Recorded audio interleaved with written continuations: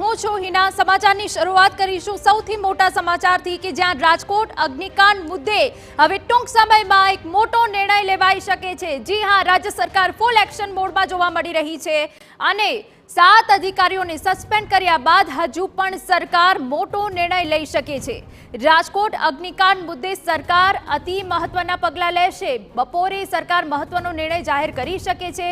તમને જણાવી દઈએ કે રાજ્યના પોલીસ વડા વિકાસ સહાય સચિવાલય પહોંચ્યા છે।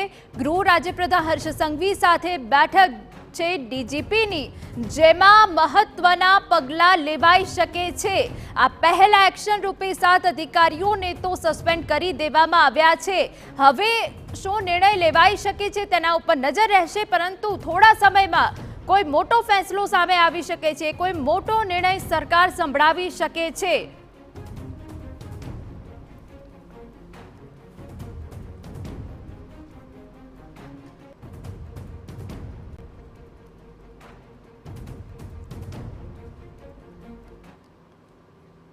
રાજકોટ અગ્નિકાંડ મામલે મુખ્યપ્રધાન ભૂપેન્દ્ર પટેલ એક્શનમાં। એસઆઈટીની તપાસમાં સીએમ અને ગૃહ રાજ્યપ્રધાનની સીધી નજર છે। રાજકોટ અગ્નિકાંડમાં 7 અધિકારીઓને સસ્પેન્ડ કરવામાં આવ્યા। રાજકોટ મનપાના ટાઉન પ્લાનિંગના આસિસ્ટન્ટ એન્જિનિયર જયદીપ ચૌધરીને સસ્પેન્ડ કરાયા, જ્યારે રાજકોટ મનપાના ટાઉન પ્લાનર ગૌતમ ડી જોશીને સસ્પેન્ડ કરાવી દેવામાં આવ્યા।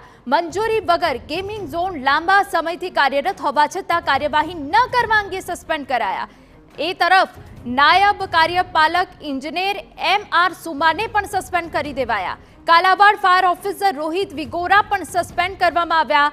બાંધકામ અને માર્ગ મકાન વિભાગના તત્કાલીન મદદનીશ ઇજનેર પારસ કોઠિયાને પણ સસ્પેન્ડ કરી દેવાયા છે અને આ તરફ 2 સિનિયર પીઆઈને પણ સસ્પેન્ડ કરવામાં આવ્યા। પીઆઈ VR પટેલ અને પીઆઈ NI રાઠોડને સસ્પેન્ડ કરી દેવામાં આવ્યા અને હજુ પણ કડક પગલાં લેવાય તેવી શક્યતા।